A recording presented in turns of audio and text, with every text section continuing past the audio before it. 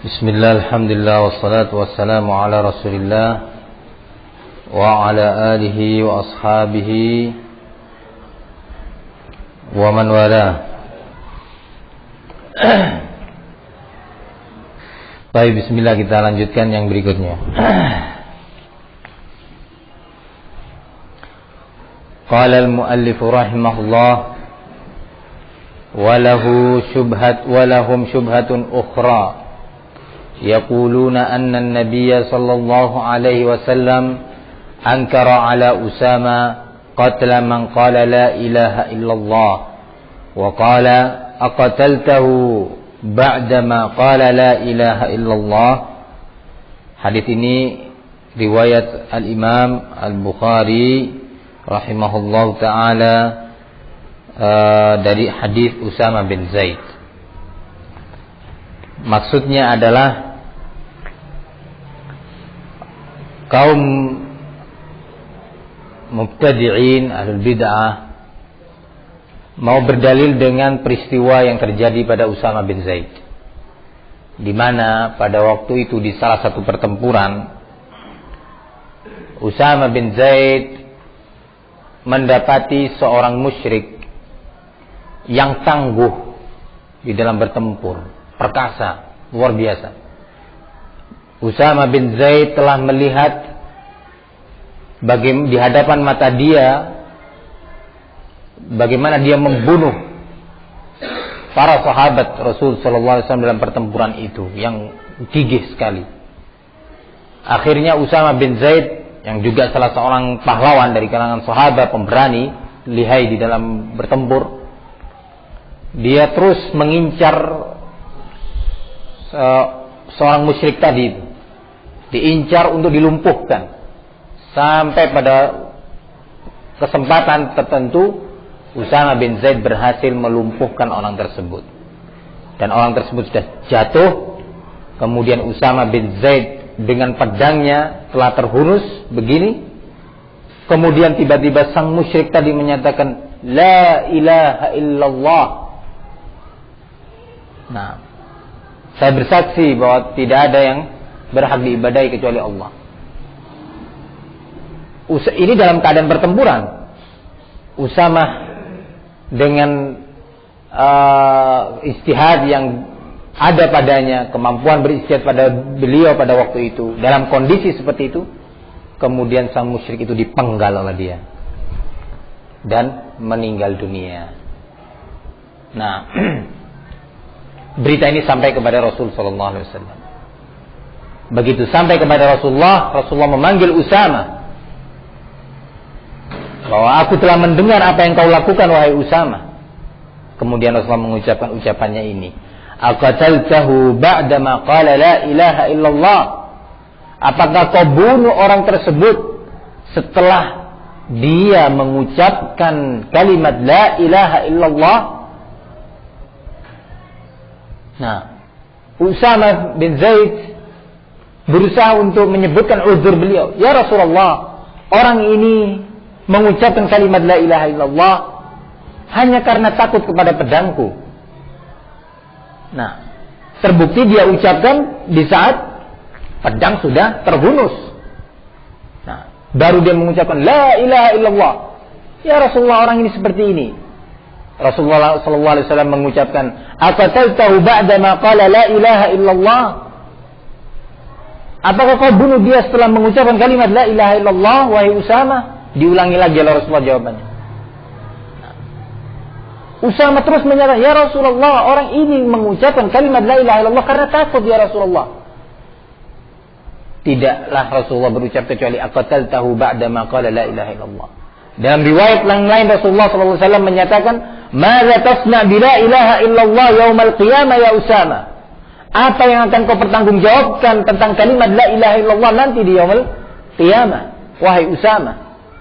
Usama lagi-lagi menyatakan, ya Rasulullah, orang ini mengucapkan karena takut kepada pedangku. Rasulullah lagi-lagi mengulangi jawabannya, "Madza tasna' bi la ilaha illallah yaumal qiyamah?" Apa yang bisa kau lakukan untuk mempertanggungjawabkan kalimat la ilaha illallah nanti di yaumul qiyamah? Dalam riwayat yang lain, karena itu suatu kejadian diriwayatkan oleh beberapa riwayat, Dijelaskan Rasulullah SAW mengucapkan ketika Usama bin Zaid menyebutkan uzurnya, ya Rasulullah, dia mengucapkan kalimat la ilaha illallah karena takut pada pedangku. Rasulullah menyatakan, afala syaqaqta qalbahu, apakah engkau robek dadanya untuk bisa engkau kemudian melihat apa yang ada di isi hatinya? Nah, ingkar dari Rasulullah sangat keras sekali terhadap perbuatan Usama. Padahal siapa Usama itu? Usama itu adalah Usama bin Zaid bin Haritha, ibni hibbi Rasulullah sallallahu alaihi wasallam. Anak kesayangan dari putra kesayangan Rasulullah sallallahu alaihi wasallam. Zaid bin Haritha itu adalah putra kesayangan Rasulullah sallallahu alaihi wasallam, tetapi bukan putra kandung. Lah Usama ini putranya. Ini yang pertama. Anak atau boleh dikatakan cucu kesayangan Rasul sallallahu alaihi wasallam, cucu angkat. Orang kesayangan yang dibanggakan oleh Rasul sallallahu alaihi wasallam. Yang kedua, kejadian ini terjadi dalam sebuah pertempuran. Kejadian ini, peristiwa ini menimpa kepada Usama dalam sebuah pertempuran yang sangat sengit. Bukan dalam keadaan tenang seperti ini sehingga dia bisa punya pilihan untuk berpikir sejenak atau memanggil kawan-kawannya bermusyawarah gimana ini enaknya. Nah, kira-kira anak penggal atau bagaimana? Nggak ada kesempatan untuk itu. Karena ini dalam pertempuran dan orang ini luar biasa. Di depan Usama bin Zaid dia membunuh sahabat Rasul. Jadi nggak gampang masalahnya. Usama sudah emosinya luar biasa pada waktu itu. Bagaimana kawan-kawan sendiri dibunuh oleh dia. Nah, dan musyrik ini punya kekuatan. Kalau dilepas malah berbalik. Usama yang hunuskan pedangnya oleh dia akan dibunuh. Sehingga dalam waktu yang singkat Usama harus beristihad dalam kondisi debu-debu pertempuran ini belum selesai. Nah, dalam kondisi orang tersebut adalah orang yang kuat. Dalam keadaan pula Usama belum punya semacam contoh misal kejadian yang sama seperti itu untuk kemudian dikiaskan, oh dulu pernah terjadi menimpa seorang sahabat peristiwa seperti ini, ternyata dia disalahkan atau dibenarkan. Nggak pernah terjadi peristiwa sebelumnya seperti itu untuk kemudian dijadikan kias tolak ukur apakah yang dia lakukan ini adalah benar atau salah. Sehingga istihad murni dari Usama dalam keadaan seperti itu.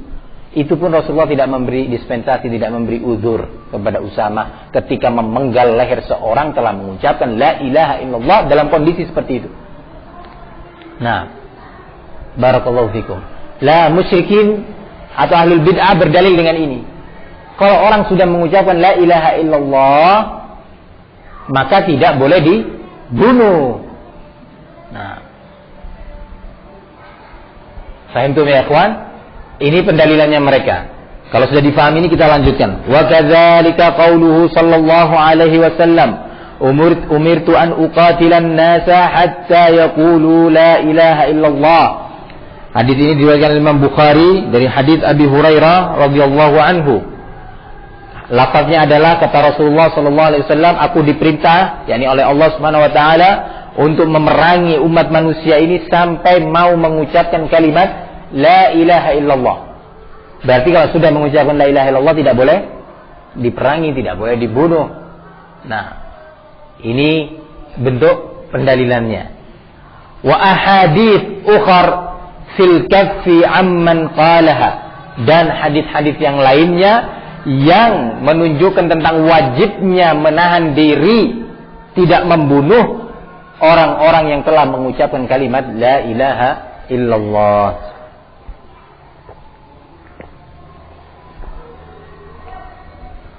Sekarang sudah bisa difahami bentuk syubhatnya. Nah, wa muradu haula'il jahalati anna man qalaha la yakfuru wa la yukaffaru wa la yuqtalu walau fa'ala ma fa'al. Maksudnya mereka berdalil dengan ini adalah mereka para juhal dari kalangan ahli bid'ah, bahwa barang siapa yang telah mengucapkan kalimat la ilaha illallah tidak boleh dikafirkan dan tidak boleh pula dibunuh walaupun dia telah berbuat apa saja yang dia perbuat. walaupun dia telah berbuat berbagai macam jenis perbuatan kekufuran. Nggak boleh, karena sudah mengucapkan la ilaha illallah. Nggak boleh dibunuh, nggak boleh dinyatakan sebagai kafir. Ini maunya mereka. Fayuqalu li haula'il musyrikin al-juhal. Maka kita menjawab dengan mengatakan kepada mereka, orang-orang jahil dari kalangan musyrikin tersebut. Perhatikan, sekarang sudah mulai memasuki jawaban. Ma'lumun anna Rasulullah sallallahu alaihi wasallam qatala al-yahuda wa sabahum wa hum yaquluna la ilaha illallah.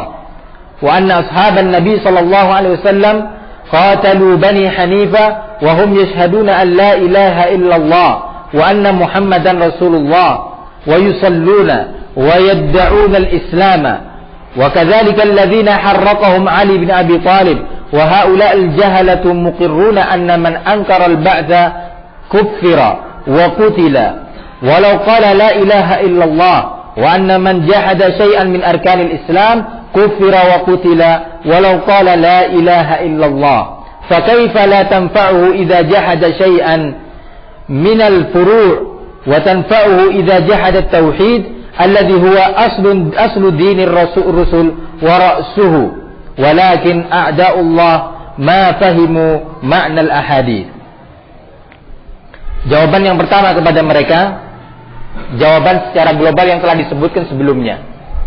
Syekh sekarang ingin menjawab atau memberikan jawaban dengan jawaban yang sifatnya global yang telah lalu pembahasannya, untuk kemudian baru memasuki jawaban secara langsung kepada hadis Usama bin Zaid dan hadis Abi Hurairah yang berikutnya.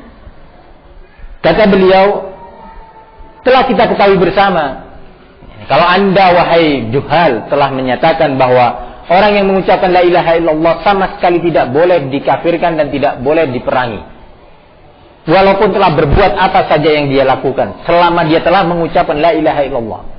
Nah,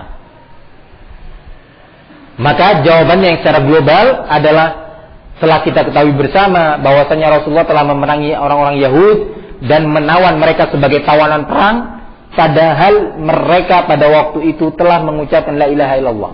Ada sekelompok Yahud pada waktu itu, Yahud itu berqabail, ada kabilah-kabilah. Nah, ada Bani Nadir, ada Bani Quraidah dan yang lainnya. Sebagian Yahud pada waktu itu ada yang mau mengucapkan la ilaha illallah, tetapi dia tetap pada keyakinan-keyakinan batil yang mereka yakini sebelumnya, bahwasanya Uzair itu ibnullah, Uzair itu adalah anak Allah.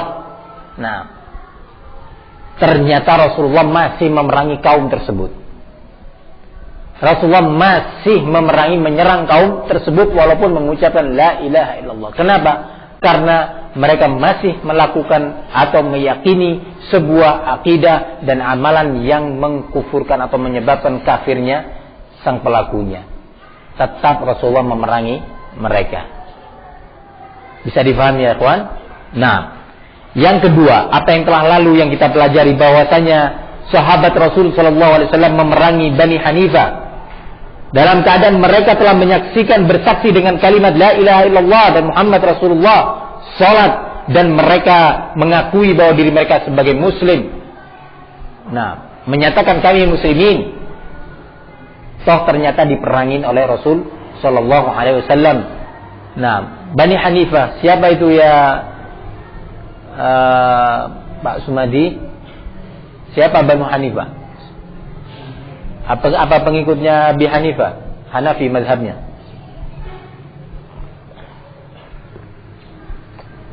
Naam, pengikut mazhab Hanafi. Barakallahu fiik. Naam. Salamah. Siapa Banu Hanifah? Mereka pengikut Abi Hanifah? Kenapa bukan? Kan sama namanya, Banu Hanifah sama Abu Hanifah. Banu itu adalah anak-anak Hanifah, Abu adalah ayahnya Hanifah. Berarti gimana? Bukan. Kenapa bukan?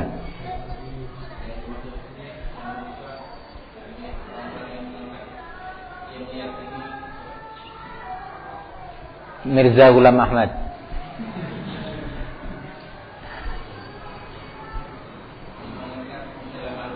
Musailamah al-Kadzdzab sebagai nabi. Iya, tapi mereka pengikut Abi Hanifah atau bukan? Secara mazhab fikih, fikih ya, bukan akidah, fikih. Secara mazhab aja. Apa mereka pengikut Abi Hanifah? Yani mazhabnya Hanafi, Banu Hanifah itu. Bukan secara akidah ya, secara mazhab aja. Naam. Ayub.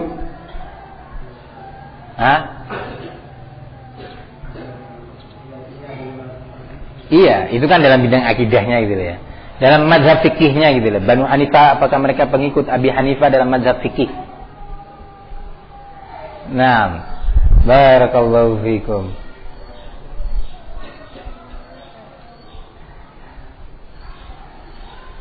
Saya masih mencari al-akh man Mursalin. Bukan. Kok bisa?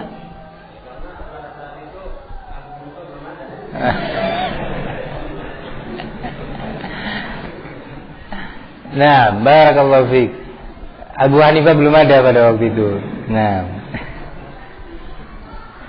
Ini sahabat ya, akhi. Nah, di zaman sahabat Abu Hanifah jauh ya, akhi, masanya. Kecuali kalau mereka berpegang pada hadis. Sayati rajulun min ummati yuqalu lahu Muhammad bin Idris. Syarrun min iblis, huwa syarrun min iblis, wa Abu Hanifata siraju ummati, siraju ummati, siraju ummati.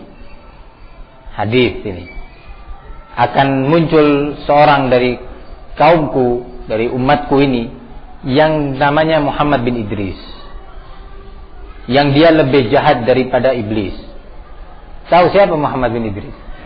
Imam Syafi'i. Nah, di mana dan Abu Hanifah itu adalah siraj, sebagai lampu penerang bagi umatku, sebagai lampu penerang bagi umatku, sebagai lampu penerang bagi umatku. Nah, mungkin Banu Hanifah berpegang sama itu, enggak, Mursalin? Hadis ini hadis palsu, dibuat oleh para pengikut mazhab Abi Hanifah yang benci kepada mazhab Al-Imam Syafi'i. Nah, ini ashabul mazahib ini sampai seperti ini sebagiannya. Karena ta'assub mazhab sampai berani membuat hadis yang luar biasa kejamnya. Nah, barakallahu fikum. Kemudian juga peristiwa yang terjadi, apa yang dilakukan oleh Ali bin Abi Thalib ketika Ali membakar mereka-mereka yang pengikut daripada Abdullah bin Sabah pada waktu itu. Nah, ini semua sebagai bentuk dalil bahwa tidak mesti bahwa yang mengucapkan la ilaha illallah itu 100% tidak boleh atau tidak mungkin jatuh pada kekufuran setelah itu. Atau kemudian 100% pula tidak boleh diperangi. Nah, ini bukti sejarah. Baik yang dilakukan oleh Rasul atau dilakukan oleh para sahabat terhadap Bani Hanifah, atau yang dilakukan oleh kepada Ali bin Abi Thalib terhadap perintis Syiah Rafidhah. Nah, qala anna man ankara al-ba'tsa wa haula al-jahala muqirrun, dan mereka para ahli bid'ah itu sebenarnya meyakini, membenarkan bahwasanya orang yang mengingkari hari kebangkitan maka dia dikafirkan dan diperangi walaupun telah mengucapkan la ilaha illallah. Ketika mereka ditanya, coba sekarang saya mau tanya, seorang mengucapkan la ilaha illallah, dia menyatakan dirinya sebagai muslim, tetapi dia nggak mau beriman kepada hari akhir, tidak mau beriman kepada hari akhir. Kira-kira dia muslim apa kafir? Dalam pembahasan yang lalu telah kita bahas bahwa mereka sepakat bahwa kondisi orang yang seperti ini dinyatakan sebagai kafir. Nah, telah sepakat hal ini. Dan juga barang siapa waman jahada syai'an min arkanil Islam kufira wa qutil walau qala la ilaha illallah. Begitu pula yang mengingkari satu rukun dari 5 rukun Islam, menyatakan bahwa sholat nggak wajib, menyatakan bahwa haji itu tidak wajib. Nah, telah kita sepakati pada kajian yang sebelumnya bahwa mereka juga setuju tentang perkara ini, tidak boleh dikafirkan. Bahwasanya bahwa yang mengingkari salah satu rukun Islam dinyatakan sebagai kafir walaupun dia telah mengucapkan la ilaha illallah. Ini sudah selesai pembahasan. Kita sudah sepakat ini. Nah, Syekh mengingatkan lagi tentang pembahasan yang telah lalu. Kemudian beliau menyatakan, fa kaifa la tanfa'uhu idza jahada syai'an minal furu' wa tanfa'uhu idza jahada at-tauhid alladhi huwa aslu dinir rusul wa ra'suhu. Bagaimana kemudian kalimat la ilaha illallah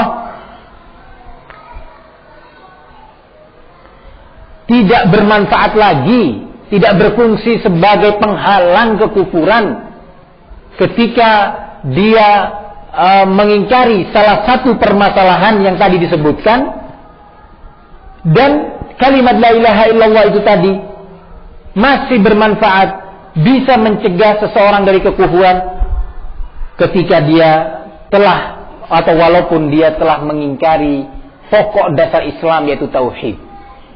Kalau mengingkari perkara yang lainnya, mengingkari rukun Islam, mengingkari salah satu daripada kewajiban-kewajiban daripada 5 rukun Islam tersebut, dinyatakan sebagai kafir. Sementara yang mengingkari tauhid, beramal dengan amalan syirik yang itu bertentangan dengan tauhid, kalimat la ilaha illallah masih berfungsi pada posisinya sebagai penghalang, pencegah untuk dinilai dan dihukumi orang tersebut sebagai kafir. Bisa difahami ya kawan? Kalau mengingkari salat gimana ya akhi? Kafir. Loh, sudah mengucapkan la ilaha illallah, enggak manfaat la ilaha illallah. Loh, kalau mengingkarin haji, ya juga kafir. Karena itu rukun Islam. Loh, ini gimana ya akhi? Dia sudah mengucapkan la ilaha illallah, enggak manfaat la ilaha illallah. Tapi giliran yang mengingkari tauhid, beramal dengan amalan syirik, berkeyakinan dengan akidah-akidah syirik, berubah tiba-tiba. Oh, nggak boleh dikafirkan. Dia kan sudah mengucapkan la ilaha illallah. Oh, jadi tauhid itu lebih remeh, lebih sepele dibandingkan perkara-perkara tadi. Paham ya, kawan? Ini jawaban global sebagai semacam murajaah, sebagai semacam pengingat dari Syekh terhadap apa yang telah dibahas pada kajian-kajian sebelumnya dan insya Allah sudah bisa dipahami. Nah, walakin a'da'ullah ma fahimu ma'nal ahadits. Tetapi musuh-musuh Allah tersebut mereka tidak memahami makna hadis-hadis. Fa amma hadits Usama fa innahu qatala rajulan idda'a al-islam bisababin annahu dhanna annahu madda'ahu illa khawfan ala damihi wa malihi war rajulu idza adhara al-islam wajaba al-kaffu anhu hatta yatabayyana minhu ما يخالف ذلك وأنزل الله في ذلك يا أيها الذين آمنوا إذا ضربتم في سبيل الله فتبينوا أي فتثبتوا فالآية تدل على أنه يجب الكف عنه والتثبت. Kemudian Syekh mulai memasuki jawaban terhadap pendalilan mereka dengan hadisnya Usama. Nah, ini sekarang jawaban terhadap syubhat mereka hari ini. Secara langsung. Nah, secara langsung pada poinnya. Kalau tadi masih jawabannya global dan bersifat apa tadi? Murajaah terhadap apa yang telah lalu. Jangan dilupakan. Nah, kata beliau, sesungguhnya Usama pada waktu itu membunuh seorang yang mengklaim dirinya sebagai muslim, yang mana Usama mengira bahwa apa yang dia ucapkan, klaim dia sebagai seorang muslim dengan mengucapkan la ilaha illallah, motivatornya adalah apa tadi? Karena takut. Nah, bukan ikhlas. Kalau enggak ikhlas diterima enggak amalan? Enggak diterima. Termasuk ucapan la ilaha illallah, kalau enggak ikhlas maka tidak diterima ucapan tersebut. Nah, barakallahu fikum. Kemudian barakallahu fikum, Usama membunuhnya dengan atas dasar perkiraan Usama tersebut bahwa orang ini belum dinyatakan sebagai muslim. Nah, kemudian barakallahu fikum, Allah Subhanahu wa taala menurunkan ayat Al-Qur'an yang maknanya, wahai orang-orang yang beriman, jika Anda sedang dalam sebuah pertempuran dalam sebuah peperangan menghadapi orang-orang kafir, maka hendaknya kalian melakukan tasabbut. Nah, apa maksud daripada ayat ini? Yakni jangan sembarangan memenggal kepala mereka atau membunuh mereka. Jangan-jangan sudah ada yang mau mengucapkan la ilaha illallah. Nah, subhanallah, dalam pertempuran pun masih diatur oleh Islam bagaimana seorang mujahid bertempur, tidak sembrono, tidak sembarangan. Nah, qala fa in tabayyana minhu ba'da dzalika ma yukhalifu al-Islam qutila liqaulihi fatabayyanu walau kana la yuqtal idza qalaha lam yakun litasabbuti makna. Ini jawaban pertama dari Syekh. Perintah fatabayyanu, perintah untuk bertasabbut tentang kondisi seseorang dibunuh ataukah tidak, bolehkah dia dibunuh ataukah belum boleh. Mau tidak mau konsekuensinya apa? Konsekuensinya adalah, kata muallif, kalau ternyata tidak ada unsur-unsur yang membolehkan untuk orang tadi dibunuh, maka tidak boleh dibunuh.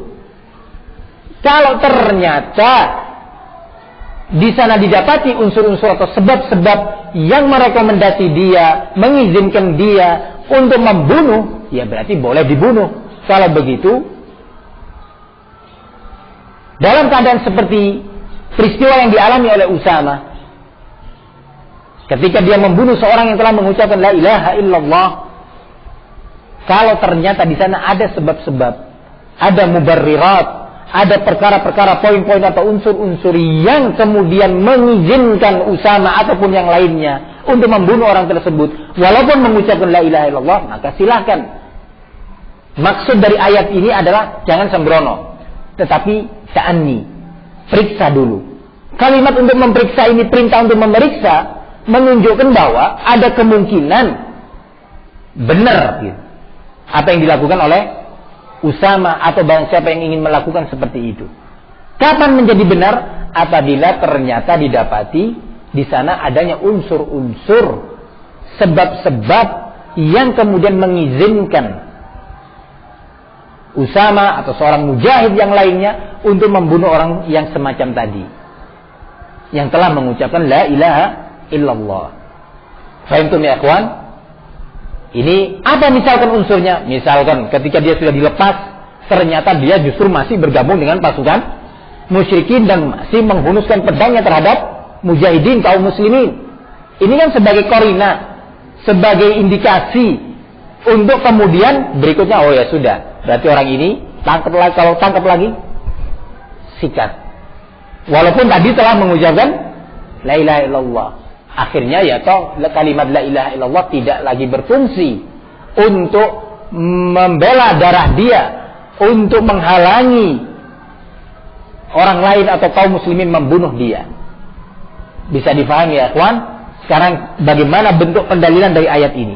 Ayat ini turun berkaitan dengan peristiwa tersebut, berkaitan dengan peristiwa yang terjadi pada Usama bin Zaid. Nah, ayat ini menyatakan, ya ayyuhalladzina aman, wahai orang-orang yang beriman, jika kalian dalam keadaan pertempuran seperti itu, nah, ya jangan keburu-buru, tasabbut dulu. Bukan kemudian Allah menyatakan jangan membunuh seorang pun yang mengucapkan la ilaha illallah. Tidak seperti itu beritanya. Tapi tabayyan dulu, tasabbut dulu, ya, dicek dulu kebenarannya gimana, memang benar ataukah tidak. Boleh nggak akhirnya kita membunuh dia? Diperintah untuk apa tadi? Untuk bertasabbut. Berarti ada salah satu dari dua kemungkinan yang akan terjadi setelah terjadinya tasabbut. Setelah adanya usaha untuk meneliti kebenaran suatu perkara untuk kemudian diputuskan boleh ataukah tidak.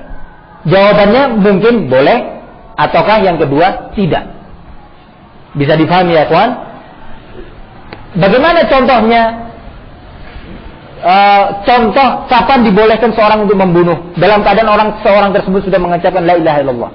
Kapan atau bagaimana contohnya? Contoh-contoh yang atau contoh yang menunjukkan tentang bolehnya seorang yang mengucapkan la ilaha illallah dibunuh dalam kondisi seperti ini. Tadi yang anak sebutkan contoh misal saja. Misalkan setelah dilepas ternyata dia bergabung lagi dengan kaum musyrikin.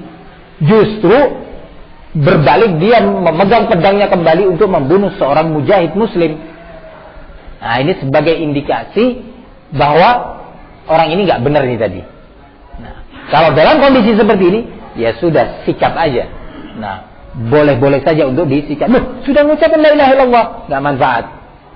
Itu bohong. Karena sudah kita punya semacam qarinah, ya, zahir, suatu dalil atau indikasi yang nampak secara nyata di depan mata bahwa dia mengucapkan itu main-main. Kalau Usama belum punya indikasi tadi, apa indikatornya tentang ketika dia membunuh? Terus ditanya oleh Rasulullah, ya Rasulullah, dia mengucapkan itu karena takut kepada pedangku. Rasulullah menjawabnya, apa kamu sudah belah dadanya? Untuk kamu tahu bahwa ternyata di hatinya tertulis orang ini takut kepada pedangmu ketika mengucapkan la ilaha illallah. Bukan ikhlas. Nggak punya Usama qarinah apapun, ya, untuk membenarkan perbuatan atau tindakan dia membunuh orang tersebut. Tetapi kalau ada qarinah, ya, yang tepat, yang bisa terlihat dan didengar, maka di saat itu bisa dibenarkan apa yang dilakukan oleh Usama. Oleh karena itu turunlah ayat ini, ya ayyuhalladzina amanu idza darabtum fi sabilillah fatabayyanu. Kalimat fatabayyanu maknanya adalah fatazabbatu. Teliti dulu, jangan keburu-buru. Nah, hasil penelitian bisa ujung-ujungnya adalah nggak boleh dibunuh karena kita nggak punya qarinah apapun untuk membenarkan perbuatan kita, atau hasil yang kedua, ya boleh kita punya qarinah, kita punya indikator begini yang akhirnya ujung-ujungnya membolehkan kita untuk membunuh orang tersebut walaupun telah mengucapkan la ilaha illallah. Faham ya, ikhwan? Nah, sampai di sini ada yang perlu disampaikan sebelum memasuki jawaban yang kedua terhadap dalil yang kedua yang mereka sebutkan. Nah,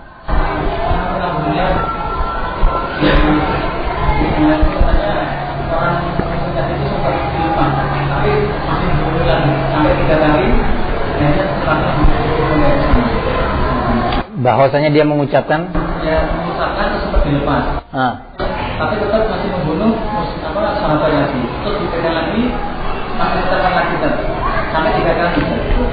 Anak belum tahu riwayat ini. Kalau toh benar nampaknya secara matan dia mungkar.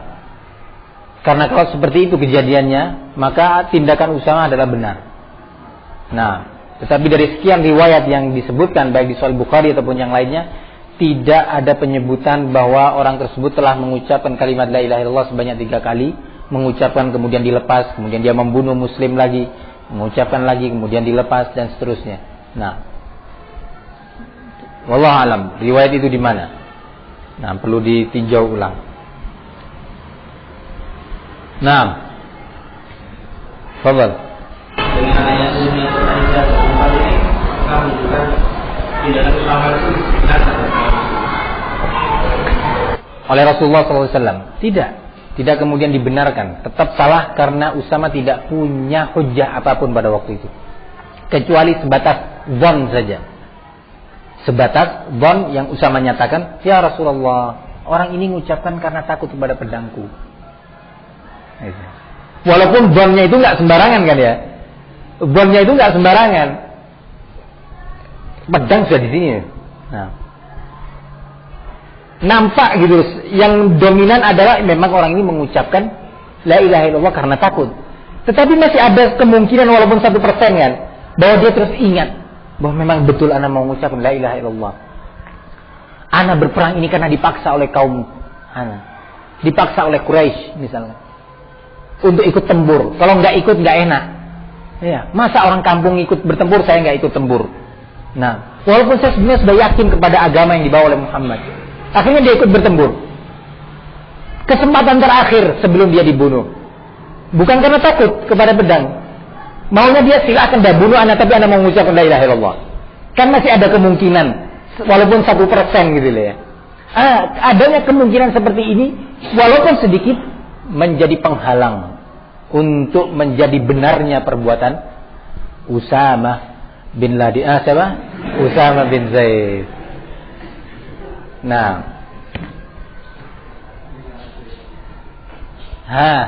dari dua sahabat bersama yang membunuh seorang muslim yang telah mengucapkan la ilaha illallah ini, apakah seorang cukup juga dikatakan berfungsi mengatakan hanya mengucapkan la ilaha illallah? Iya, betul.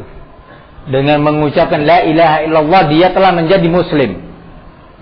Nah, dengan dia telah mau mengucapkan syahadatain, dengan itu dia telah keluar dari kekufuran, pindah ke daerah keislaman. Menjadi haram darahnya untuk ditumpahkan, haram hartanya untuk dirampas atau diambil, haram harga dirinya untuk dijatuhkan, nah dan seterusnya. Kalau sudah mengucapkan la ilaha illallah, sebatas itu muslim. Ucapkan la ilaha illallah, nah sudah, besoknya ke Sunan Ampel, nangis-nangis di situ, minta-minta istighatsah, ya. Telah dinasihatin nggak mau, ya batal la ilaha illallahnya. Paham ya kawan? Nah ini suatu hal yang penting. Jawaban yang mungkin bisa dijawabkan pula dalam kasus ini adalah, barakallahu fikum, kalau seorang mengucapkan la ilaha illallah, kemudian dia tidak berbuat satupun dari amalan kesyirikan setelah itu, tidak pernah pula berkeyakinan akidah yang batilah yang mengandung kekufuran setelah ucapannya la ilaha illallah, maka dengan ini dia tidak boleh dibunuh. Kasusnya sama. Orang tadi setelah mengucapkan la ilaha illallah, tidak nampak dari dia satu perbuatan pun yang zahir, yang nampak dengan mata dan terlihat dengan terdengar dengan telinga bahwa dia telah melakukan satu perbuatan kekufuran. Kan langsung itu kejadiannya. Mengucapkan la ilaha illallah, penggal. Nah, ini yang kemudian Rasulullah ingkarin dia. Ini yang kemudian Rasulullah mengingkari Usama dengan pengingkaran yang sangat keras. Nah, barakallahu fikum. Tidak peduli yang melakukan itu adalah orang kesayangannya, dan juga punya jasa besar terhadap Islam karena dia ikut bertempur. Yang kemudian Usama bin Zaid ditunjuk oleh Rasulullah memimpin sebuah pasukan yang baru terlaksana pada masa khilafah Abu Bakar As-Siddiq. Nah, paham ya kawan? Ini suatu hal yang penting untuk diketahui tentang hadis tersebut. Nah, fadhal.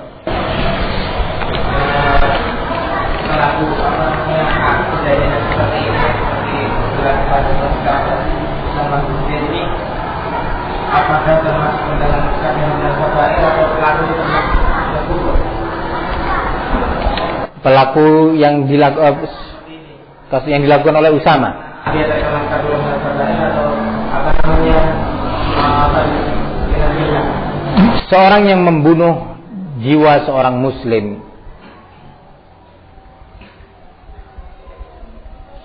dengan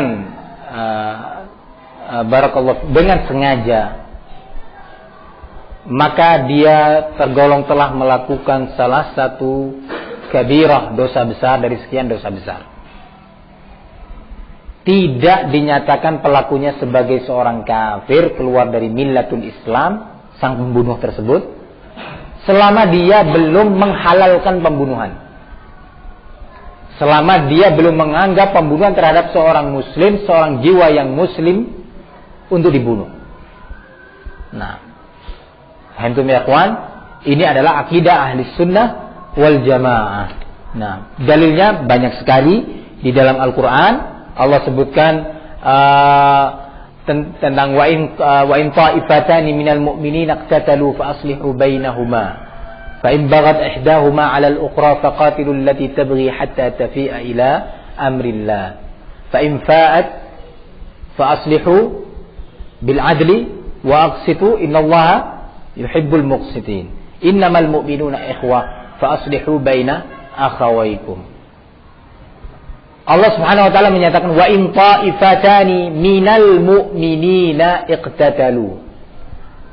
Jika dua kelompok dari kalangan mukminin bertempur.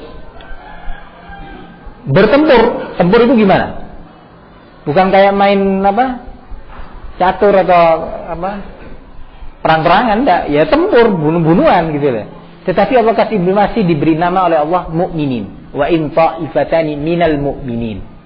Ya, masih diberi nama mukminin. Kemudian hadis yang ayat di dalam surat Al-Baqarah yang menyebutkan tentang al-qisas. Al-qisas, ya, bang siapa yang bunuh ya dibunuh.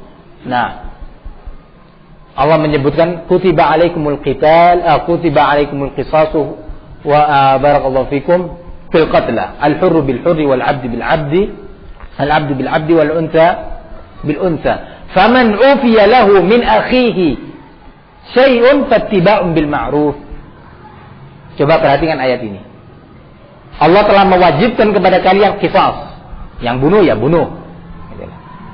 Nah, siapa saja dia sebagai orang yang merdeka atau hamba sahaya, pria ataupun wanita, sama saja. Yang bunuh harus diqisas, kata Allah. Kemudian Allah lanjutkan, "Faman ufiya lahu min akhihi syai'un fattiba'un bil ma'ruf." Namun barang siapa yang ternyata telah diberi maaf ya oleh saudaranya yang dimaksud siapa di sini? Saudara dia seiman dari keluarga orang yang dibunuh. Paham? Maka barakallahu fikum, ikutilah perbuatan itu, balaslah dengan perbuatan baik pula. Bisa dipahami ini. Allah menyatakan faman ufiya lahu min akhihi. Masih diberi nama akhu, saudara seiman. Akhu di sini billah. Nah, ada si A bunuh si B. Keluarga si B memberi maaf kepada si A. Ya. Untuk tidak dijadikan apa? Qisas. Mungkin bayar barakallahu fikum fidyah saja, bayar tebusan ataupun maaf secara mutlak. Nah.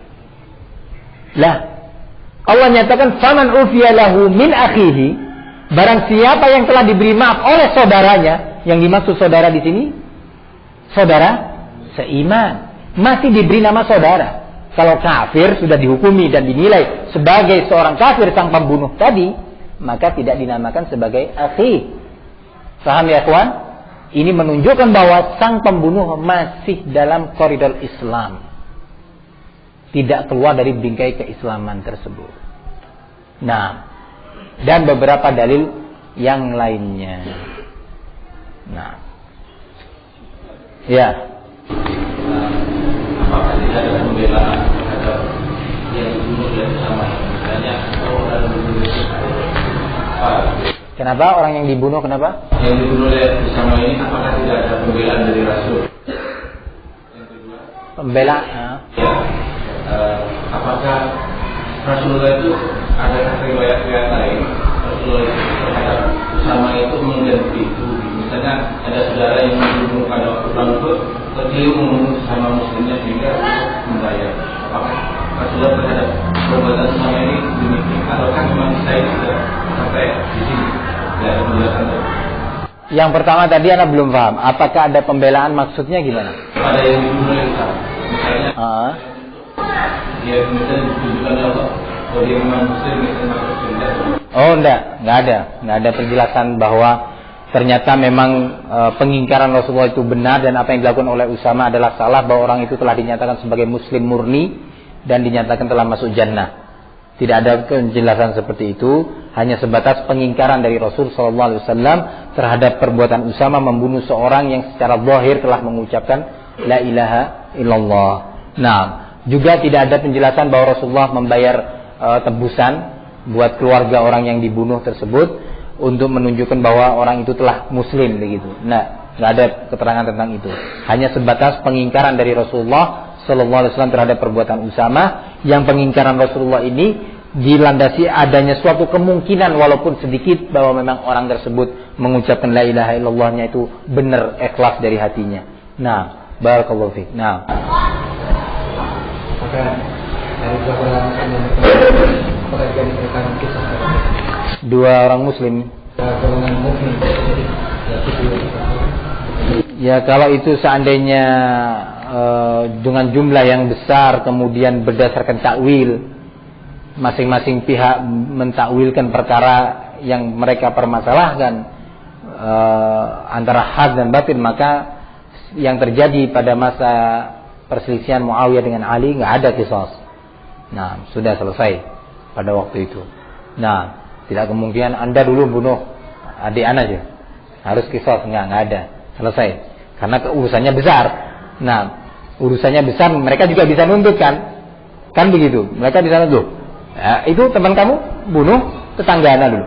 Nah, itu ponakan Anda itu. Ayo, qisas juga, perang lagi lah. Nah, sama-sama punya kekuatan. Barakallahu fiik. Nah, yang dimaksud adalah jenis-jenis pembunuhan yang di luar yang seperti itu. Urusan-urusan pribadi dan yang semisalnya. Nah, barakallahu fiik. Ini ada pertanyaan banyak, panjang sekali nih. Sampai gini. Tadi menunjukkan panjangnya gitu. Ini penting ya, ikhwan. Karena lupa nyampaikan. Kalau ada ikhwan bertanya, nah ini labas, ini masih dalam bentuk surat, masih lebih insyaallah di waktu berikutnya mudah-mudahan terjawab. Kalau bertanya suatu masalah, itu diantara yang penting untuk kita ketahui adalah berkaitan dengan tata cara adab thalabul ilmi, tata cara adab menuntut ilmu. Ya, ini penting ini. Kalau bertanya suatu masalah kepada ustaz, kepada syekh di waktu pelajaran atau yang lainnya, jangan dimunyerkan gitu lah. Tahu dimunyerkan? Ya, mau tanya satu masalah, paham ustaz masalahnya ini gitu. Tapi diputar dulu ke sana kemari, tak baru ke sini. Nah, itu kadang-kadang seorang pengajar dia merasa dikejar waktu, nggak cukup waktunya. Yang kedua, dia sudah capek, ya, sudah capek. Nah, kadang-kadang malah akhirnya nggak bisa memahami masalah dengan yang semestinya. Jadi to the point. To the point. Afwan Ustaz, hukumnya ini begini gimana Ustaz? Hukumnya masalah ini begini gimana Ustaz?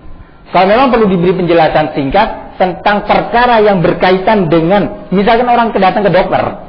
Dokter itu kadang-kadang sumpah, maaf saja ya, mungkin kalau seandainya sang pasien ini sakitnya misalkan sakit barakallahu fik mah misalkan. Ini Pak dokter, saya ini sakit, ya kadang-kadang pusing, kadang-kadang saya itu bingung gitu Pak dokter ya, bingung, kadang-kadang merasa cemas, padahal itu katanya kalau cemas itu bisa mempengaruhi kepada kesehatan. Nah, sebenarnya kan intinya dia mau menyebutkan bahwa saya kalau nggak makan itu sakit ini. Nah. Si Pak dokter mikir ini orang mau mengeluhkan tentang penyakit mahnya ini. Nah, tapi diunyerkan gitu. Padahal dia banyak pasien sedang antri ini. Nah, atau dia sendiri sibuk. Nah, barakallahu fikum.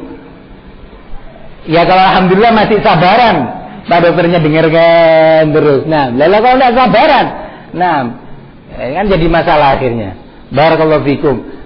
Begitu juga di majelis taklim, di majlis ilmu, barakallahu fikum. Para masyayikh itu kadang-kadang begitu, potong sudah pertanyaan itu. Potong belum selesai, jebret maksudnya ini begini. Ya, enggak boleh. Sudah selesai. Nah, sudah paham maksudnya, oh ini ke sini karena sudah dia pengalaman pertanyaan yang semisal ini sudah sering diajukan ke dia. Nah, enggak boleh. Selesai. Lah dia keburu ini, harus jelaskan ini target yang harus diselesaikan, waktu sudah mau habis gitu lah. Nah, barakallahu fikum. Jadi ini penting, ini salah satu saja bentuk tentang adab thalabul ilmi dan penting untuk diketahui oleh ikhwanna, barakallahu fikum. Baik, sampai di sini. Tapi jangan putus asa, ini enggak apa-apa karena dalam surat insyaallah Anda baca. Mudah-mudahan nanti ada kesempatan lain dijawab باذن الله taala. Sallallahu ala nabiyina Muhammad wa alihi wasallam. Alhamdulillah.